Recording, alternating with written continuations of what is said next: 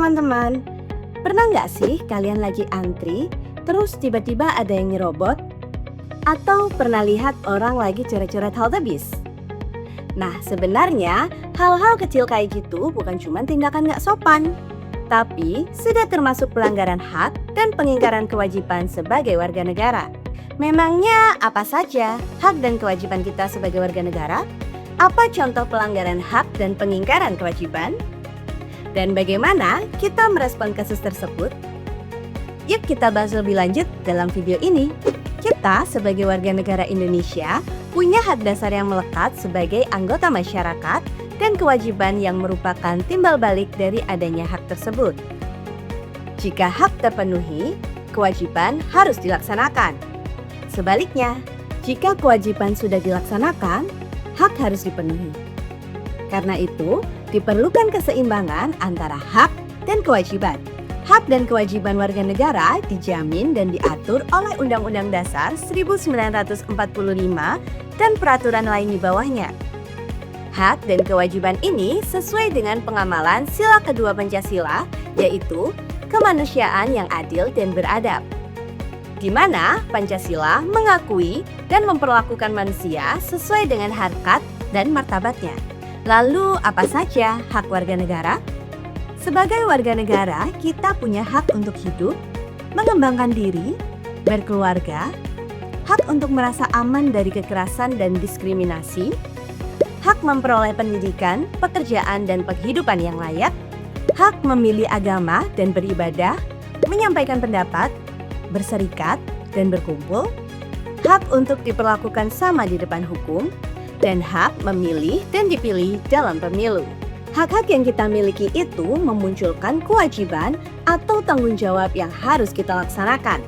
Sebagai warga negara, kita wajib menghormati hak orang lain, menaati hukum dan peraturan yang berlaku, mengikuti pendidikan dasar, menjaga keamanan dan ketertiban umum, membayar dan melaporkan pajak, sampai ikut serta dalam bela negara. Bagaimana jika hak seorang warga negara tidak terpenuhi?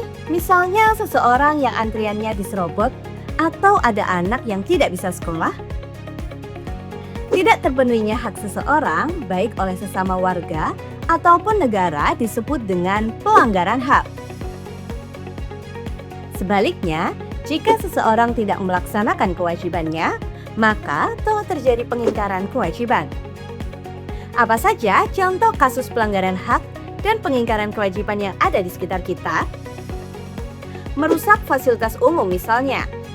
Tindakan ini telah melanggar hak orang lain untuk bisa menikmati fasilitas tersebut dengan layak. Pelakunya telah mengingkari kewajibannya untuk menjaga keamanan dan ketertiban umum. Contoh lainnya, kasus bullying di media sosial. Tindakan ini telah melanggar hak korban atas martabat dan rasa aman. Sedangkan pelaku bullying telah mengingkari kewajibannya untuk menghormati hak orang lain dan etika dalam bermedia sosial. Tentu masih banyak contoh kasus pelanggaran hak dan pengingkaran kewajiban lainnya, seperti diskriminasi, intoleransi, dan persekusi. Selanjutnya, bagaimana respon kita ketika menemukan kasus-kasus tersebut? Kita bisa mencoba mengikuti langkah-langkah berikut, yaitu analisis, klarifikasi, inisiatif, dan kembangkan. Pertama, analisis situasi yang terjadi. Misalnya, ada komentar ejekan berulang di grup kelas kepada satu teman. Kedua, klarifikasi. Klarifikasi kasus tersebut apakah termasuk pelanggaran hak dan pengingkaran kewajiban?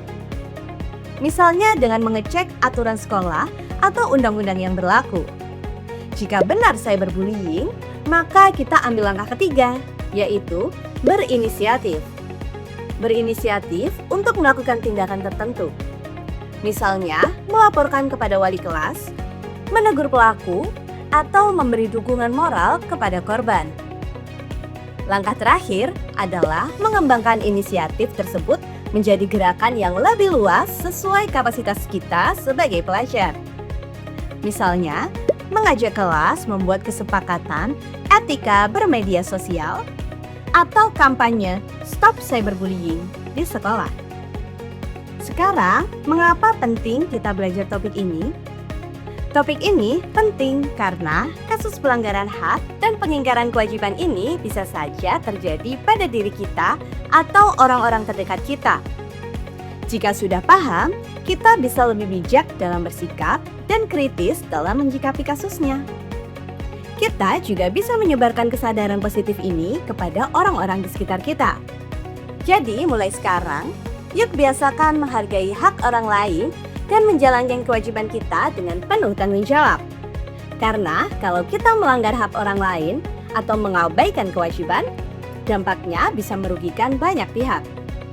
Coba tulis di kolom komentar contoh pelanggaran hak dan pengingkaran kewajiban apa yang pernah kalian alami atau kalian lihat di sekitarmu. Jangan lupa like, komen, dan share ke teman-teman kalian ya. Sampai ketemu di video berikutnya.